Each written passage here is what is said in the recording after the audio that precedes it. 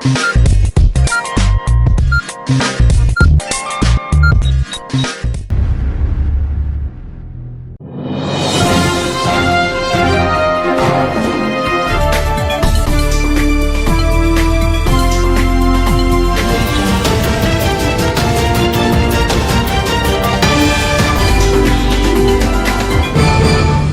अर्ज़ है, आप देख रहे हैं एडीएन उर्दू न्यूज़ और आपके साथ मैं हूं डॉक्टर सैयद वहाबुल हक। खबरों के सिलसिले को शुरू करने से पहले आइए डालते हैं एक नज़र दिन भर की अहम खबरों पर।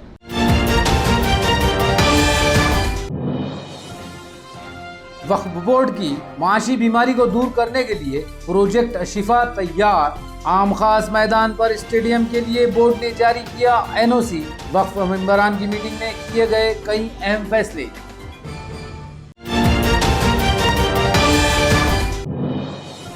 वक्फ अराजियात के तहफ्फुज के लिए मैदान अमल में उतरे मेंबरान। नक्षत्रवाड़ी की जमीन पर नस्ब किया वक्फ मिल्कियत का बोर्ड।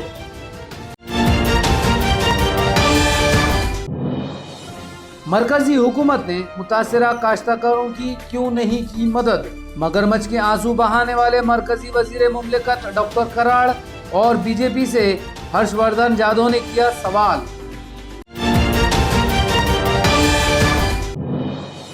एडीएन की खबर का हुआ असर। उस्मानपुरे में ड्रेनेज का बरसों पुराना मसला हुआ हल। मेंबर असम्बली संजय सिरसाट आए हरकत में। म्युनिसिपल अफसरान ने शुरू किया काम। अब खबरें तफसील से। वक्फ अराजियात के तहफ़्फ़ुज़ के लिए बोर्ड के मेंबरान जुरायतमंदाना और ठोस इक़दामात उठा रहे हैं।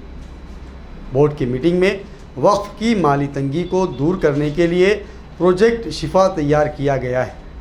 इसी तरह आम खास मैदान पर स्टेडियम की तामीर के लिए बोर्ड ने एनओसी भी जारी कर दी है।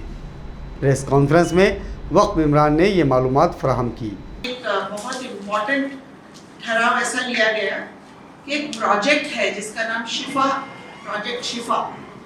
इसमें जो सरकार के तरफ से हमको अगर खर्च नहीं मिल रहा है हमारे सैलरीज पे, तो हम आउटसोर्स करके भी कुछ अपने मैटर्स को अच्छे से वक्फ के सारे डॉक्यूमेंट्स को डिजिटाइज करके, अलग अलग रेवेन्यू डिपार्टमेंट है, अलग अलग डिपार्टमेंट में हमारे डॉक्यूमेंट्स होते हैं, अगर वो डिजिटाइज हो जाए और सॉफ्टवेयर तो ऑलरेडी बन रहा है, ये सब अगर आसानी से हमको, जैसे रेवेन्यू डिपार्टमेंट में 7/12 वगैरह हमको ऑनलाइन उपलब्ध होती है, उस तरह वक्फ के डॉक्यूमेंट भी उसी तरह हमको मिल सके, ऐसा एक प्रोजेक्ट बना के हम सरकार को सबमिट कर रहे हैं।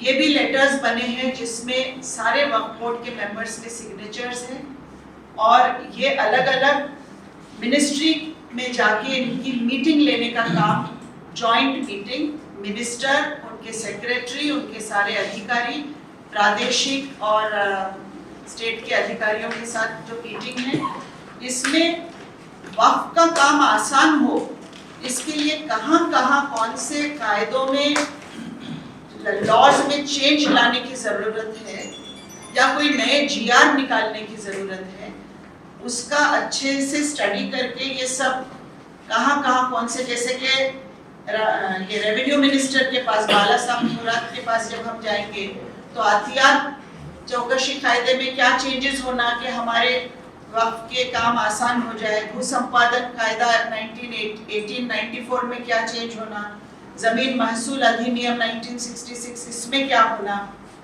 या अलग अलग, जैसे कि डॉक्यूमेंट हमारा वक्फ का अगर है तो उस पर एक स्पेशल मार्किंग हो गई है, वक्फ की प्रॉपर्टी है, वो सीएम, डिप्टी सीएम, इवन हम जा रहे हैं होम मिनिस्टर के पास, और होम मिनिस्टर के पास भी जो कायदे के हिसाब से हमारे पास कुछ कंप्लेंट्स आए हैं जो गंभीर है, कहीं सीआईडी इंक्वायरी लगाना है, कुछ ऐसे प्रॉपर्टीज है जहां पर बड़े बड़े लोग जो है वो ऑक्यूपाई करके बैठे हैं, तो उन पे सीआईडी इंक्वायरी लगाई जाए, या कुछ एनओसीज जो है बनावट सिग्नेचर करके निकाले गए, फोर्जरी करके, तो वो ट्रेस करने के लिए ये हम जाके दिलीप वड़से पाटिल से भी मीटिंग करने वाले हैं।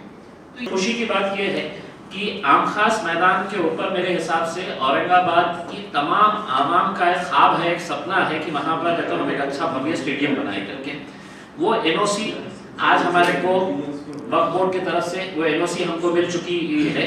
अब इसके अंदर ये है, ये एनओसी मिलने के बाद अब इसका फंडिंग का एक इम्पॉर्टेंट इशू रहेगा कि हम वहाँ पर जिस तरह का स्टेडियम बनाने का सोच रहे हैं, सभी मेंबर्स ने अपने अपने सुझाव दिए हैं कि नीचे वहाँ पर है तो हम शॉप्स निकालेंगे, ऊपर ऑफिसेज रहेंगे, अंदर पूरा फुल एक वेल इक्विप्ड स्टेडियम रहेगा। अब इसको स्टेट गवर्नमेंट के लेवल के ऊपर चर्चा करेंगे, सेंट्रल गवर्नमेंट के पास ऐसे स्कीम्स है, गवर्नमेंट का जो महाराष्ट्र गवर्नमेंट का स्पोर्ट्स डिपार्टमेंट है, ओम प्रकाश भगोरिया साहब का खुद का एक इंटरेस्ट है जो आज स्पोर्ट्स कमिश्नर है महाराष्ट्र के कि यहाँ पर एक स्टेडियम होना चाहिए था। तो उनकी भी सबकी मदद लेकर ये काम को हम जल्द से जल्द शुरू करेंगे। अगर महाराष्ट्र स्टेट वक्फ बोर्ड की तारीख में पहली बार मिमरान ने नक्षत्रवाड़ी में वक्फ मिल्कियत की कीमती ज़मीन का मुशाहिदा करके यहाँ अपने कब्ज़े का बोर्ड नस्ब कर दिया। इस कीमती ज़मीन के 2/3 हिस्से गासिबों ने धोखे से फ़रोख्त कर दिए हैं। बकिया 1/3 हिस्सा आज वक्फ बोर्ड ने अपने तहवील में ले लिया है। महाराष्ट्र स्टेट वक्फ बोर्ड की मौजूदा मजलिस आमिला के मेंबरान वक्फ अराजियात के तहफ़्फ़ुज़ और गैर कानूनी कब्जे हटाने के लिए एक्शन में नजर आ रहे हैं। आज सुबह बोर्ड के तमाम मेंबरान, जिनमें मेंबर पार्लियामेंट फौजिया तहसीन खान, इम्तियाज़ जलील, वजाहत कुरैशी, एयू पठान, समीर काजी, मौलाना ताहिर हुसैन, बाबू कुरैशी और मुदस्सर लांबे वगैरह, CEO Anees Shaikh, deputy CEO Farooqui और ज़िला वक्फ ऑफिसर फैज़ अहमद वगैरह के हमरा नक्षत्रवाड़ी पहुंच गए। यहाँ वक्फ बोर्ड की 24 एकड़ ज़मीन है, जिसके बड़े हिस्से पर गासिबों ने कब्जा करके धोखे से लोगों को बेच दिया। अभी भी यहाँ 8 एकड़ ज़मीन खाली है। वक्फ मेंबरान ने ज़मीन पर वक्फ मिल्कियत का बोर्ड नस्ब कर दिया। वक्फ बोर्ड की तारीख में यह पहली बार हुआ है कि वक्फ के मेंबरान ने वक्फ ज़मीन को गासिबों से बचाने के लिए मैदान में उतरकर इस तरह का कोई काम किया। प्रेस कॉन्फ्रेंस में फौजिया तहसीन खान और इम्तियाज़ जलील ने कहा कि मौजूदा मेंबरान पूरे खुलूस और नेक नियति से काम कर रहे हैं। वक्फ अराजियात पर कब्जा करने वालों को अब किसी सूरत में बख्शा नहीं जाएगा। आज नक्षत्रवाड़ी जाकर हमने वहाँ वक्फ बोर्ड का बोर्ड लगाया कि एनक्रोचमेंट तो हर जगह हो रहा है। वक्फ बोर्ड के प्रॉपर्टीज पे महाराष्ट्र की ऐसा कोई कोना नहीं है जहाँ पर हम ये नहीं देखते हैं कि वक्फ बोर्ड के इम्पोर्टेंट जमीनों पे एनक्रोचमेंट्स हो रहा है। लेकिन जहाँ जहाँ हमारी नजर जा रही है, जहाँ जहाँ हमको पता चल रहा है कि यहाँ वक्फ बोर्ड के अपने ताबे में जमीन है, वहाँ जाकर हम लोग एक जो है एक्शन ले रहे हैं। FIR दर्ज करने की जो है ऑर्डर्स CO को दिए जा रहे हैं ताकि जो लोग भी माल प्रैक्टिस करके वक्फ बोर्ड की जमीन हड़प करने की कोशिश कर रहे हैं उन पे सख्त से सख्त कार्रवाई हो। नक्षत्रवाड़ी के अंदर आज सुबह हम लोगों ने पूरे मेंबर्स वक्फ के तमाम अधिकारियों के साथ वहाँ पर गए। जानकारी ये है कि वक्फ की वहाँ पर करीब 24 एकड़ ज़मीन थी और ये 24 एकड़ ज़मीन जो है ये 100% वक्फ की ज़मीन है। ये CEO साहब, अली साहब ने हमको बताया था।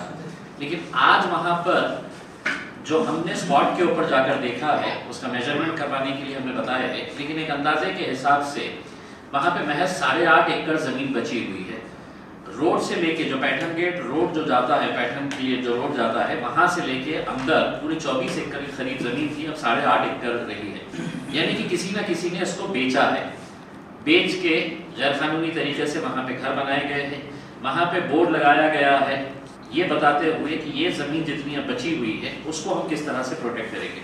हमने CEO साहब को ये बताया है कि जिन जिन लोगों ने ये वक्फ की ज़मीन का सौदा किया है इनके ऊपर FIR रजिस्टर होना चाहिए। जिन जिन लोगों ने वक्फ की ज़मीन के ऊपर घर बनाए हैं इलीगल तरीके से, एक मरतबा FIR रजिस्टर हो जाएगा तो खुद समझ में आएगा कि किसने किससे खरीदा है करके। तूफ़ानी बारिश से तबाही के बाद रियासती हुकूमत के वज़रा और आला हुक्काम ने मराठवाड़ा के दौरे किए, लेकिन मरकज़ी हुकूमत के जानिब से अभी तक कोई नहीं आया। कन्नड़ के साबिक़ मेंबर असम्बली हर्षवर्धन जाधव ने BJP और मरकज़ी हुकूमत पर शदीद तनक़ीद करते हुए कहा कि शायद BJP को काश्तकारों के मरने का इंतज़ार है। कन्नड सोयगाव विधानसभा मतदारसंघामध्ये आतापर्यंत अतिवृष्टीचे पैसे मिळालेले नाही आहेत। जे काही आता बातमी छापून आली ही जुनी बातमी आहे। जुन्या विषयाच्या अनुषंगाने जे पैसे येतात ते पैसे हे आहेत, हे अजूनही आपल्या आत्ताच्या झालेल्या नुकसानीची नुकसान भरपाई नाही. त्यामुळे सगळ्यात पहिली गोष्ट तर ही आहे की SDRF म्हणजे स्टेट डिझास्टर रिस्पॉन्स फंड, या फंड मधून जे राज्य सरकारने पैसे दिले पाहिजेत ते अद्यापर्यंत राज्य सरकारने दिलेले नाहीत. आणि त्याचबरोबर नॅशनल डिझास्टर रिस्पॉन्स फंड हा जो केंद्र सरकारचा निधी आहे ह्याच्यातूनही पैसे आले नाहीये. मित्र, आता सध्या भागवत कराडांचा म्हणजे जे केंद्रीय राज्यमंत्री आहेत अर्थ खात्याचे, त्यांचा डंका सगळीकडे पिटताना ते दिसत आहेत की राज्य सरकारने पीक विम्याचा हिस्सा भरला नाही त्यामुळे आम्ही पीक विमा देऊ शकत नाही.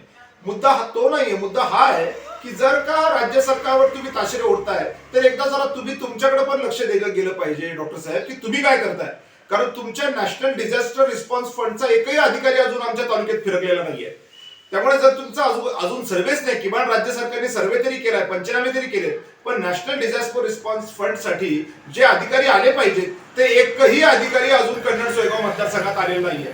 त्यामुळे भाजप शिवसेनाचं राजकारण करण्यापेक्षा दोघांनी मिळून शेतकऱ्यांना मदत करण्याची आवश्यकता आहे. आणि आता NDRFचा जर अधिकारीच अजून आला नाही तर तो येणार कधी, तो पाहणार कधी, आणि त्याच्यानंतर तो अहवाल बनवणार कधी, तो अहवाल मान्य होणार कधी, आणि निधी येणार कधी, आणि ते खात्यावर पोहोचणार कधी. त्यामुळे हा सगळा एकंदरीत सगळा विपर्यास आहे. एकीकडे तुम्ही राज्य सरकारकडे बोट दाखवते. आमचं असं म्हणणं नाहीये की आम्ही राज्य सरकारचे पुरस्कर्ते आहोत. राज्य सरकारनेही SDRFचे पैसे दिलेले नाहीयेत अद्यापपर्यंत. काय शेतकरी मरायची वाट बघते का राज्य सरकार, असा सुद्धा एक मुद्दा आहे. पण त्याचबरोबर केंद्र सरकार जे डंका पिटते की राज्य सरकार काही करत नाही, राज्य सरकार काही करत नाही, राजकारणाच्या गोष्टी चाललेल्या आहेत, ह्याला सुद्धा बंधनं आली पाहिजेत. कारण NDRFचा एकही अधिकारी अजून आलेला नाहीये. केंद्रातले जे अर्थमंत्री आहेत यांच्या खात्याअंतर्गतच हे NDRFचे अधिकारी येतात. हे स्वतः फिरतायत लोकांमध्ये की बघा राज्य सरकार काही करत नाही. मी म्हणतो डॉक्टर साहेब, तुम्ही लोकांमध्ये फिरता, अहो तुमचे अधिकारी पाठवा ना. एखादा तहसीलदारने एखादा कोतवालला सांगितलं, कोतवाल पळत फिरतो. तुम्ही देशाचे अर्थमंत्री आहात, आणि देशाचे अर्थमंत्री असताना तुमचा जर का NDRFचा अधिकारी येत नसेल, ही लाजिरवाणा गोष्ट नाही तर काय आहे दुसरी. आणि जर अशा परिस्थितीमध्ये तुम्ही म्हणणार असाल की केंद्र राज्य सरकारवर तुम्ही सगळं ढकलणार असाल, हे योग्य नाहीये. त्यामुळे दोन्ही सरकारांनी तातडीने पैसे दिले पाहिजेत. आतापर्यंत शेतकऱ्याच्या खात्यावर एक रुपया आलेला नाहीये. मी पहिल्यांदाच घोषणा केलेली आहे की जर माझ्या शेतकऱ्यांना कन्नड सोयगाव मतदारसंघाच्या मदत मिळाली नाही तर मी जिल्हा परिषद पंचायत समितीच्या निवडणुकांमध्ये या सगळ्या राजकीय पक्षांना ठोकून काढल्याशिवाय राहणार नाही. शाह कॉलोनी में बरसों से लोग पीने के पानी के लिए तरस रहे हैं. MIM के लीडर शोएब खान ने म्यूनसिपल अफसरान को यहां तलब करके मुआयना करवाया और इंतबाह दिया कि अगर ये मसला हल नहीं किया गया तो म्यूनसिपल अफसरान के घरों के नल कनेक्शन काट दिए जाएंगे. गायकवाड़ी डैम से फारोड़ा पंप हाउस और वहां से शहर की पानी की टांकियों तक यकसा रफ्तार और यकसा मकदार में पानी फराहम किया जाता है, लेकिन टांकियों से मोहल्लों, गलियों और घरों तक पहुंचने में पानी की रफ्तार और मकदार में भारी फर्क आ जाता है, क्योंकि यहाँ से एक नया खेल शुरू होता है. कारपोरेशन की टांकी से एक ही वक्त में एक महल्ले के लिए तयशुदा वक्त और मुकर्ररा मकदार में पानी छोड़ा जाता है, लेकिन किस घर, गली और महल्ले को कितना पानी देना है, कितने वक्त तक पानी देना है, और किस गली व महल्ले में पानी की रफ्तार बढ़ानी है या कम करनी है, ये इख्तियार वाटर सप्लाई सेक्शन के इंजीनियर से लेकर लाइनमैन तक की मर्जी पर मुनहसर होता है. और अक्सर कारपोरेटर के इशारे पर भी ये काम चलते हैं. यही तकलीफ शाह कॉलोनी के साकिनीन बरसों से सह रहे हैं. महीने में इन्हें सिर्फ 3 दिन पानी मिलता है, वो भी इंतहाई सुस्त रफ्तारी से. मजबूरन यहाँ के साकिनीन को पानी खरीद कर पीना पड़ता है. MIM के लीडर शोएब खान ने वाटर सप्लाई सेक्शन के अमले को तलब करके उन्हें यह मसला हल करने का मुतालबा किया. मीडियन से बात करते हुए शोएब खान ने कहा कि अगर ये मसला फौरी हल नहीं हुआ तो वो म्यूनसिपल अफसरान के घरों के नल कनेक्शन काट देंगे. हमारे बस्ती वाले हैं, ये कई लोगों से इनका ये कई दिनों से ये शाह कॉलोनी जो बस्ती है इसका प्रॉब्लम है कि यहाँ पे जो है तो पानी नहीं आ रहा. हम 2 साल से मैं जो है तो मोरे साहब के, अस्ति कुमार साहब के, सारे लोगों के कांटेक्ट में मेरे पास रिकॉर्डिंग है, फ़ोन नंबर है. इनके पास बार बार जाके कंप्लेंट करने के बावजूद भी जो है तो ये पानी का मसला हल नहीं हो रहा. असल में इनकी चमड़ा जो है तो गेंडों की चमड़ा हो गई हुई है. इनको पगार, पानी सब मिल रहा और उसके बावजूद ये कोई काम करने को तैयार नहीं है. लोगों की कोई समस्या हल करने को ये तैयार है ही नहीं कि ये पानी की समस्या जो है तो हल होना बोल के. यहाँ पूरे टैक्स पेयर रहते हैं यहाँ पे, ये कोई इलीगल बस्ती है ही नहीं. स्मार्ट सिटी के नाम पे लोगों को बेवकूफ़ बना रहे.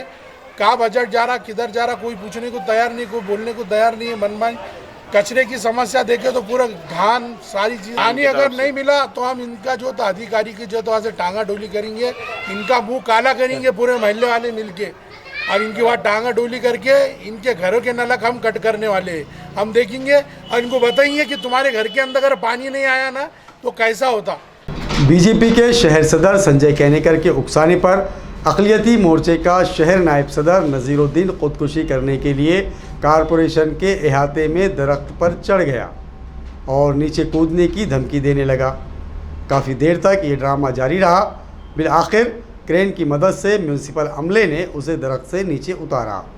समता नगर वार्ड में बुनियादी सहूलतों की फराहमी के लिए बीजेपी अक़लियती मोर्चा के एक वफ्द ने 2 दिन पहले कारपोरेशन को मेमोरेंडम पेश किया था, लेकिन कारपोरेशन ने इस पर कोई तवज्जो नहीं दी। आज सुबह अक़लियती मोर्चा के शहर नायब सदर नज़ीरुद्दीन कारपोरेशन पहुंच गए और दाखिली दरवाजे से करीब नीम के ऊंचे दरख्त पर चढ़कर नीचे कूदने की धमकी देने लगे। इस मौके पर अक़लियती मोर्चा के शहर सदर गुलाब खान पठान और दीगर कारकुनान भी यहाँ मौजूद थे।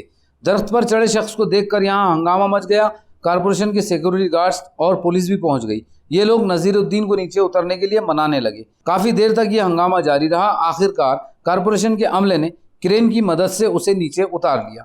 शहर सदर गुलाब खान ने एडीएन से बात करते हुए बताया कि कारपोरेशन की लापरवाही पर उन्होंने बीजेपी के शहर सदर संजय केनेकर से बात की थी। केनेकर ने उन्हें मशवरा दिया कि कारपोरेशन में दरख्त पर चढ़कर नीचे कूद जाएं। इनके कहने पर ही नज़ीरुद्दीन दरख्त पर चढ़कर खुदकशी करने की कोशिश कर रहे थे। नियमानुसार कारवाई करण्याचा आणि तात्काळ कारवाई करण्याचे आदेश संबंधित वार्ड अधिकारी, डेप्टी इंजिनियर, एक्झिक्युटिव्ह इंजिनियर यांना देण्यात आलेले आहे। साफसफाई तिथे होईल, ड्रेनेजचे पूर्ण काम होईल आणि लवकरात लवकर नियमानुसार कारवाई होईल। मैंने 5/10/2021 महानगर पालिका आयुक्त साहब को जो निवेदन दिया था कि मेरे वार्ड का विकास करो या मेरा अंतिम संस्कार करो, महानगर पालिका कॉरपोरेशन ने इसे हल्के में लेकर मुझे कोई रिपोर्ट नहीं दी, इसलिए मुझे ये डिसीजन लेना पड़ा। और अभी मेरे वार्ड में उन्होंने मुझे आश्वासन दिया है कि तत्काल हम तुम्हारे साथ आकर तुम्हारे वार्ड के जो प्रॉब्लम है वो सॉल्व करेंगे। मैं मीडिया के माध्यम से ये बता देना चाह रहा हूँ कि अगर मुझे आश्वासन मिला तो मैं नेक्स्ट टाइम आपको चांस नहीं दूंगा। नाजरीन, अब वक्त हो चला है एक मुख्तसर वक्फे का। खबरें अभी और भी हैं, देखते रहिए एडीएन उर्दू न्यूज़।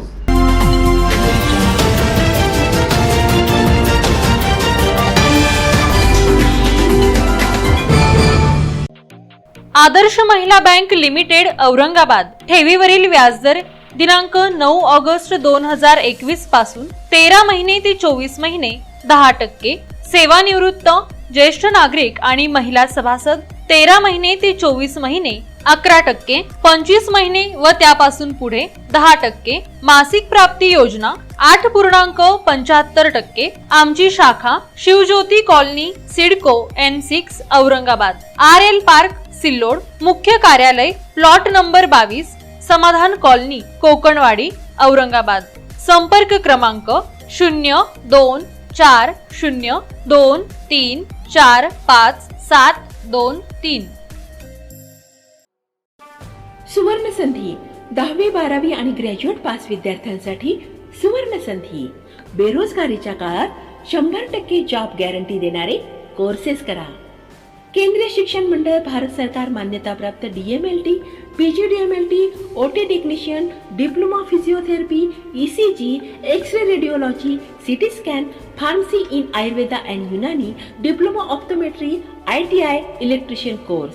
तसंच महाराष्ट्र शासनाच्या यशवंतराव चव्हाण महाराष्ट्र मुक्त विद्यापीठाचे BA मराठी आणि उर्दू माध्यम, MA मराठी, हिंदी, इंग्रजी आणि उर्दू, तसंच मानवी हक्क, गांधी विचार दर्शन, समंत्रक प्रमाणपत्र, बालसंगोपन कोर्स, नोकरी व्यवसाय सांभाळून हे कोर्सेस करता येतात। 4थी पास ते 12वी नापास यांना 6 महिन्यात 12वी पास होऊन ग्रॅज्युएट होण्याची संधी। तर त्वरा करा, संपर्क प्राचार्य डॉक्टर हसन इनामदार, डॉक्टर दत्ताभाऊ पाथरीकर, शिक्षण प्रसारक मंडळ संचलित, मातोश्री डॉक्टर कंचन शांतीलालजी देसरडा महाविद्यालय, औरंगाबाद। मोबाईल क्रमांक 9405 109103, 8830 838903.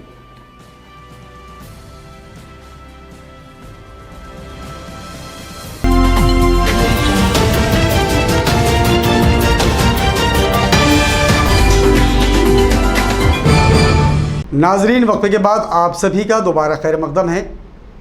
उस्मानपुरे की हाई सोसाइटी में ड्रेनेज का बरसों पुराना मसला आज हल हुआ है। एडीएन ने कल ही ये न्यूज़ दिखाई थी। इसी तरह मेंबर असम्बली संजय सिरसाट ने भी मदाखलत की थी, जिसके बाद म्यूनसिपल अमले की नींद टूटी और आज यहाँ काम शुरू किया गया। यहाँ के साकिनीन ने एडीएन न्यूज़ के लिए ममनूइयत का इजहार किया है। उस्मानपुरा का भीमपुरा इलाका एक आलीशान बस्ती है। यहाँ ताकतवर सियासतदान के अलावा सनत व तिजारत करने वाले उमरा की रिहाइश है, लेकिन कारपोरेशन की लापरवाही से यहाँ बरसों से रास्ते और ड्रेनेज का मसला बरकरार था। गुज़िश्ता रोज एडीएन ने यहाँ लोगों से बातचीत की, रास्ते पर उबल कर बह रहे ड्रेनेज लाइन की गंदगी दिखाई और म्युनिसिपल इंतजामिया की हड्डादर्मी को उजागर किया। कल ही मेंबर असेंबली संजय सिरसाट ने इस मसले को हल करने के लिए म्युनिसिपल अफसरान को हिदायत भी की थी, लेकिन आज वो खुद यहाँ पहुँच गए। उन्होंने म्युनिसिपल अमले और अफसरान को यहाँ पर तलब कर लिया और उन्हें सख्ती से हिदायत की कि जल्द से जल्द ये काम पूरा किया जाए। एडीएन पर दिखाई गई न्यूज़ और संजय सिरसाट की मुदाखलत से कारपोरेशन का अमला भी होश में आया और आज से यहाँ काम शुरू कर दिया गया। इस मौके पर मेंबर असेंबली संजय सिरसाट ने ऐलान किया कि वो जल्द ही अपने फंड से यहाँ रास्ता भी तामीर करेंगे। यहाँ के साकिनीन और गुरु तेग बहादुर स्कूल के तलबा व असातिज़ा ने बरसों से चल रहे इस मसले पर बेबाकी से खबर दिखाकर कारपोरेशन को ख्वाब गफलत से बेदार करने पर एडीएन का शुक्रिया अदा किया। आज मी इकडे भीमपुरा भागामध्ये गुरु तेग बहादूर हायस्कूलच्या समोर आलो। या ठिकाणी अनेक दिवसापासून ड्रेनेजचं पाणी हे लोकांच्या घरात चाललं। मूळ पावसाळा असल्यामुळे लोकांना हे कळत नाही की ड्रेनेजचं हे का पावसाचं आहे। आणि लहान लहान मुलं त्या शाळेत जायचं, आता शाळा सुरू झाली, त्याच्यात जाताना त्यांना जो त्रास होतो त्याची कल्पना मला इथलच्या आमच्या पवारांनी तिथल्या सर्व सहकार्याने दिली। आज मी माझ्या पाहणी करत असताना ताबडतोबपणे कामा चालू करण्याचं सूचना माझ्या कार्यकर्त्यांनी दिलेली आहे आणि जवळपास पूर्ण ड्रेनेज लाईन मी पूर्ण चेंज करतोय, जेणेकरून या नागरिकांचा त्रास थांबेल।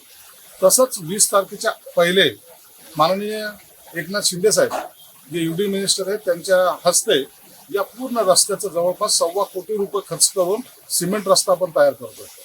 या भागामध्ये अनेक वर्षापासून सुविधा नाही। कधी काळी मनमोहन सिंग वोडरच्या काळात झालेला रस्ता तो आज जर पाहिला तर या रस्त्यावर पायी चालणं सुद्धा मुश्किल आहे। इतका घाण रस्ता या भागामध्ये झालेला आहे आणि माझे प्रयत्न राहतील या लोकांना चांगल्या सुविधा देण्यासाठी, म्हणून आज हा पाणी दौरा मी आयोजित केला।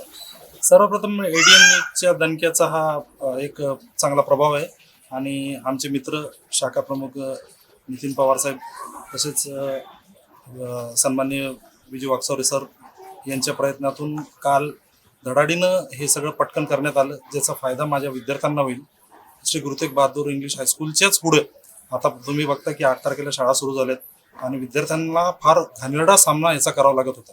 विद्यार्थ्यांचं हे हित लक्षात घेऊन नितीन पवार किंवा वाकचौरे साहेब असतील यांनी संजू भाऊंना सांगून हे त्वरित काम केल्याबद्दल मी श्री गुरु तेग बहादूर शाळेचा प्रिन्सिपल जितेंद्र वाघमारे, माझ्या सर्व एज्युकेशन सोसायटी विद्यार्थ्याच्या वतीनं मी भाऊंचं फार फार आभार व्यक्त करतो आणि असंच प्रगतीपथाचं काम इथं होत राहो असे धन्यवाद देतो आणि एडीएनला पण मी फार फार धन्यवाद देतो की त्यांचा हा दणक्याचा प्रभाव आहे। मिशन मरियम मिर्ज़ा मोहल्ला लाइब्रेरी के तहत आज बागबान मस्जिद सब्जी मंडी में 21वीं मोहल्ला लाइब्रेरी का इफ्तिताह अमल में आया। इस लाइब्रेरी को मास्टर अनीस सिद्दीकी के नाम से मौसूम किया गया है। नमाज जुमा के बाद मौलाना नसीमुद्दीन मिफ्ताही के हाथों इस लाइब्रेरी का इफ्तिताह अमल में आया। मौलाना नसीमुद्दीन मिफ्ताही ने अपने खिताब में मिशन मरियम मिर्ज़ा मोहल्ला लाइब्रेरी की सताइश करते हुए मस्जिदों में बच्चों के लिए दारुल मुताला शुरू करने की ज़रूरत पर जोर दिया। रीड एंड लीड फाउंडेशन के सदर मिर्ज़ा अब्दुल क़य्यूम नदवी ने मिशन का तारुफ पेश किया। प्रोग्राम में गयास बागबान, खान जमील अहमद, मौलाना आरिफ नदवी, सैयद वसीमुद्दीन नहरी, हसन चौधरी, माजिद बागबान, शकील बागबान और अयूब बागबान वगैरह मौजूद थे। तो ये हम चाहेंगे जिस तरह से औरंगाबाद की मस्जिदों में शुरू हुई है लाइब्रेरियाँ, ऐसे मुल्क के हर महल्ले में, हर गली में शुरू हो जाए। और इंशाअल्लाह 31 अक्टूबर को हम इस लाइब्रेरी मुहिम की सिल्वर जुबली मनाने वाले हैं। हमारी 25 लाइब्रेरियाँ होने वाली है और एक नया कंसेप्ट हम उसमें पेश करने वाले हैं। बच्चों को नोटबुक देंगे, बच्चों ने जो किताब पढ़ी उसमें किताब का नाम लिखेंगे, मुसन्निफ का नाम लिखेंगे। इस तरह से बच्चे किताब से जुड़ेंगे। हम शुक्रिया अदा करते हैं बागबान तमाम बिरादरी का कि इस लाइब्रेरी को ज़्यादा से ज़्यादा आगे बढ़ाएं और बच्चों को, हर घर के बच्चों को, हर घर में जितने बच्चे हैं उस बच्चों को तरगीब दें कि यहाँ से किताब ले जाकर अपने घरों में पढ़ें और वापस किताब ला के यहाँ रखें, ताकि आगे हमारे को पढ़ने के लिए और ज़्यादा मौका मिले और हमारी पढ़ाई और हमारा नॉलेज बढ़े और मालूमात बढ़े। और हमारे क़य्यूम नज़ीर साहब की लाइब्रेरी का क़याम हर महल्ले में, हर मस्जिद में हो, ऐसी मैं इनसे गुजारिश करता हूँ। और बारिश से मुतासरा काश्तकारों को फ़ी हेक्टर 50,000 रुपये मदद और दिगर मसाइल हल करने के लिए रिपब्लिकन पार्टी ऑफ इंडिया ने आज ज़िला कलेक्टर ऑफिस पर धरना आंदोलन किया। आरबीआई ने वज़ीर आला को भेजे गए मेमोरेंडम में कहा कि रियासत में तूफानी बारिश की वजह से काश्तकारों की तैयार फसलें बर्बाद हो गई, इन्हें भारी माली नुकसान उठाना पड़ा। इसलिए हुकूमत मुतासरा इलाकों में क़हत का ऐलान करे, मरकजी व रियासती हुकूमत इनकी पूरी मदद का नज़्म करे। इसी तरह मेमोरेंडम में शहरी बुजुर्गों की मदद, पसमानदा तबक़ात को रिजर्वेशन का हक दिलाने के लिए ठोस इक़दाम और बेरोजगारों को रास्त बैंक से कर्ज फराहम करने के लिए मुतालबात किए गए हैं। इस मुजाहरे में रामराव दाभाड़े, मिलिंद मोकड़े, सुनील खरात, जगन साड़वे, राजू त्रिभवन, जगन्नाथ बोर्डे, अशोक सिरसाट, विलास साड़वे, शेषराव नौपुते, गणेश बोरसे और धर्मेंद्र बनकर वगैरह शामिल थे। प्रश्न असा आहे, प्रत्येक पक्षाचे कार्यकर्ते म्हणतात, प्रत्येक पक्षाचे प्रमुख असे म्हणतात की ओबीसीला आरक्षण मिळालं पाहिजे। तर ते जर सर्वांची त्यामध्ये सहमती आहे तर ते मिळण्यास अडचण काय, हा असा आमचा प्रश्न आहे। तर इम्पिरिकल डाटा तयार करत असताना कर्नाटक सरकारच्या धर्तीवरती आपण इथे इम्पिरिकल डाटा तयार करून, कारण निवडणुकीला अजून 6 महिने बाकी आहेत, 6 महिन्यामध्ये आपण इम्पिरिकल डाटा प्राप्त करू शकतो, कलेक्ट करू शकतो आणि तो शासनाला सादर करून 50% अधीन राहून आपण ओबीसींना आरक्षण देऊ शकतो। ओबीसी समाजाला आरक्षण मिळेल नसता या नुसत्या घोषणाच राहणार आहे, यामध्ये फक्त राजकारणच होत राहणार आहे वारंवार। असो, याचप्रमाणे जो ओला दुष्काळ जाहीर झालेला आहे, शेतकरी अगदी मेटाकुटीला आलेला आहे, आत्महत्या करत आहे। आत्महत्या करण्यापासून जर त्यांना प्रवृत्त करायचं असेल तर शेतकऱ्यांना किमान 50,000 रुपये अनुदान दिलं पाहिजे। आजची पहिली आमची खास मागणी आहे शेतकऱ्यांसाठी, ओला दुष्काळ जाहीर करून हेक्टरी त्यांना 50,000 रुपये देण्यात यावे। लखीमपुर इथे चिरडल्या गेलेल्या शेतकरी, तिथल्या चिरडणाऱ्या लोकांना कडक शासन झालं पाहिजे, नसता आमच्या रिपब्लिकन पार्टी ऑफ इंडियाच्या वतीने आम्ही पुरं भारतभर आंदोलन करून आम्ही सरकारला धारेवर धरून सरकार पाडण्याचा प्रयत्न करू। रिपब्लिकन पार्टी ऑफ इंडियाच्या वतीने आम्ही तुम्हाला गवाही देतो मित्रांनो। डॉक्टर बाबा साहब अम्बेडकर मराठवाड़ा यूनिवर्सिटी के ऑनलाइन इम्तिहानात में बड़े पैमाने पर गड़बड़ी का इल्ज़ाम लगाते हुए बीजेपी के सीनेट मेंबरान ने आज यूनिवर्सिटी में मुजाहरा किया। उन्होंने यूनिवर्सिटी में तालिबात व ख़वातीन अमले को हरासा करने पर तशवीश का इजहार किया। आज यूनिवर्सिटी में सीनेट काउंसिल की मीटिंग थी। मीटिंग के दौरान गवर्नर की नामजद senate member doctor Yogita Patil और नरहरी शिवपुरी ने बीजेपी कारकुनान के हमरा खामोश मुजाहरा किया। एडीएन से बात करते हुए डॉक्टर योगिता ने कहा कि यूनिवर्सिटी के ऑनलाइन इम्तिहानात में बड़े पैमाने पर गड़बड़ी की गई है। इसके ज़रिए तलबा को लूटा जा रहा है और उन्हें हरासा किया जा रहा है। इसी तरह यूनिवर्सिटी में तालिबात और ख़वातीन अमले को भी हरासा किया जाता है। ये इंतहाई शर्मनाक बात है। इन मामलात की मजम्मत में आज ये खामोश मुजाहरा किया जा रहा है की विद्यापीठाच्या माध्यमातून होत असणाऱ्या ज्या परीक्षा आहेत, या परीक्षांचा प्रचंड गोंधळ आता आम्हाला दिसतो आहे। ऑनलाईन एक्झाम्सच्या माध्यमातून ज्यांनी परीक्षा दिलेल्या आहेत अशा मुलांना नापास करण्यात आलेलं आहे। अशा मुलांची आर्थिक मानसिक जी लूट आहे हे विद्यापीठ कधी थांबवणार आहे? कारण सातत्याने मराठवाड्यातल्या मागास मुलांवरती कुठल्या ना कुठल्या कारणाने अन्याय होत राहतो आणि आजही ओला दुष्काळ असेल, कोरडा दुष्काळ असेल, या सगळ्यांच्या पार्श्वभूमीवर विद्यार्थ्यांनी परीक्षा कशी द्यायची, परीक्षा फीस कशी भरायची आणि परीक्षा फीस भरल्यानंतरही जर अशा पद्धतीने परीक्षा होत असतील तर ह्या विद्यापीठातल्या कुलगुरूंना मला हा प्रश्न विचारायचा आहे की विद्यापीठातल्या विद्यार्थ्यांची मानसिक आणि आर्थिक लूट कधी थांबणार आहे? ऑगस्ट आणि सप्टेंबर दरम्यान ऑनलाईन ज्या विद्यापीठाच्या परीक्षा झालेल्या आहेत, या ऑनलाईन परीक्षेच्यामध्ये अत्यंत अनागोंदी असा कारभार झालेला आहे. अनेक विद्यार्थ्यांची परीक्षेला उपस्थिती असूनसुद्धा ॲब्सेंट दाखवण्यात आलेला आहे. अनेक विद्यार्थ्यांना 0 मार्क दाखवण्यात आलेले आहेत.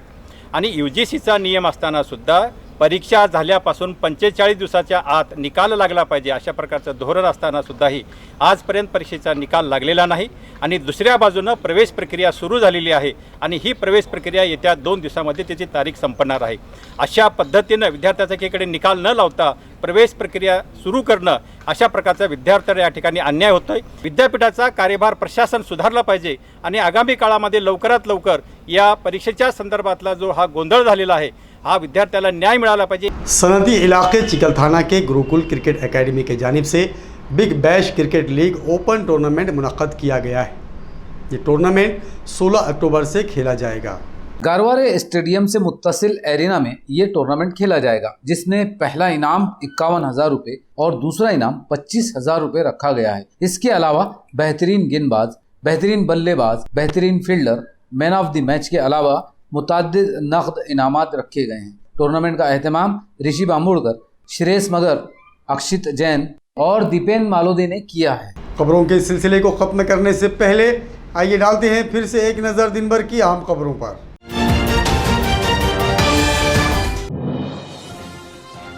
वक्फ बोर्ड की माशी बीमारी को दूर करने के लिए प्रोजेक्ट शिफा तैयार. आम खास मैदान पर स्टेडियम के लिए बोर्ड ने जारी किया NOC.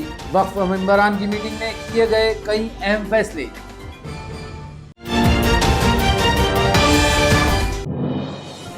वक्फ अराजियात के तहफ़्फ़ुज़ के लिए मैदान अमल में उतरे मेंबरान. नक्षत्रवाड़ी की ज़मीन पर नस्ब किया वक्फ मिल्कियत का बोर्ड.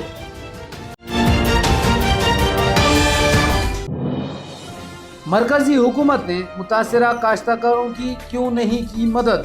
मगरमच्छ के आंसू बहाने वाले मरकजी वजीर मुमलिकत डॉक्टर कराड़ और BJP से हर्षवर्धन जाधव ने किया सवाल.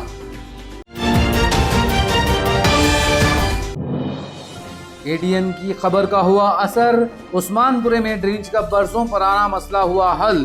मेंबर असम्बली संजय सिरसाट आए हरकत में. म्यूनसिपल अफसरान ने शुरू किया काम. नाजरीन, ये थी आज की खबरें. कल फिर मुलाकात होगी नई खबरों के साथ. तब तक अपना ख्याल रखिए और देखते रहिए ADN उर्दू न्यूज़, आवाज़ हर दिल की.